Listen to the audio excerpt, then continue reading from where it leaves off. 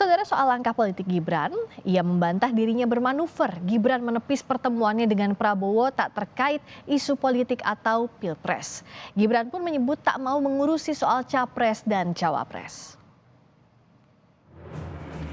Saya itu cuma anak kecil, jangan pada panik gitu loh. Kecil.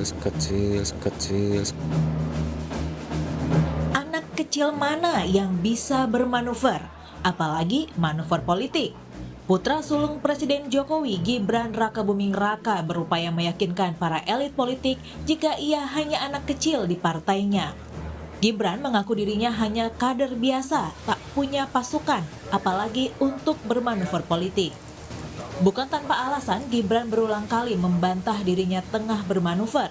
Belakangan, Gibran sering bertemu sejumlah tokoh politik di tengah hangatnya bursa bakal pencapresan jelang pemilu 2024. Jumat 19 Mei lalu, Gibran bertemu Prabowo Subianto di Solo, Jawa Tengah. Keduanya bahkan sempat berbicara khusus empat mata sebelum akhirnya Prabowo bertemu dengan relawan Jokowi dan Gibran. Prabowo bahkan mengklaim dapat dukungan dari relawan untuk maju sebagai capres. Meskipun tidak mendapat teguran, tapi Sekjen PDIP menyebut Gibran diberikan nasihat khusus oleh Ketua Umum PDIP Megawati Soekarno Putri.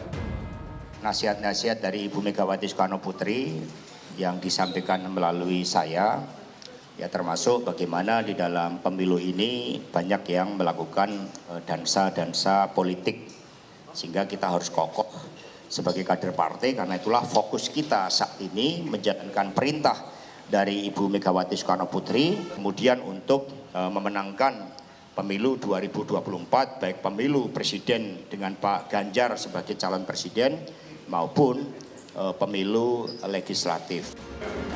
Gibran menyebut dirinya tak mungkin bermanuver. Gibran bahkan menyebut ia merupakan anak kecil yang harusnya tak ditakuti siapapun. Saya tidak bermanuver, saya itu tidak di struktur partai, saya itu cuma kader biasa, saya itu masih kader baru, saya tidak punya pasukan. Manuver apa? Saya itu cuma anak kecil, jangan pada panik gitu loh, ya. Mas Kapok, saya tuh cuma anak kecil, nggak tahu apa-apa, jangan pada panik gitu loh ya. Kapok menerima aku dengan Pak Prabowo nggak Mas? Enggak, loh semua orang kan saya terima, Pak Anies, kita pengajian bareng dan lain-lain. Nanti malam juga ada Pak Gubernur, kan pasti kami terima. Pasca pertemuan Gibran dan Prabowo, muncul isu bahwa Gibran akan digadang-gadang sebagai bakal cawapres pendamping Prabowo. Namun isu itu dibantah Jokowi, meskipun menyebut tak tahu kabar penolakan Jokowi, tapi Gibran setuju dengan penolakan tersebut. Gibran menyatakan tak mau mengurusi soal bakal capres ataupun cawapres, karena hal itu ranah petinggi partai politik. Saya fokus dulu di Solo, gitu, kegiatan-kegiatan. Ya.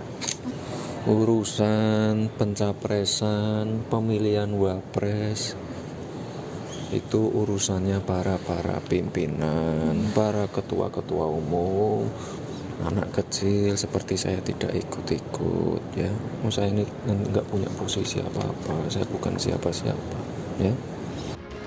Pengawat politik menyebut gerak-gerik Gibran dalam berpolitik menjadi menarik, khususnya bagi pendukung Prabowo. Kedekatan Gibran dan Prabowo berpotensi membawa pengaruh elektoral pada Prabowo sebagai bakal capres.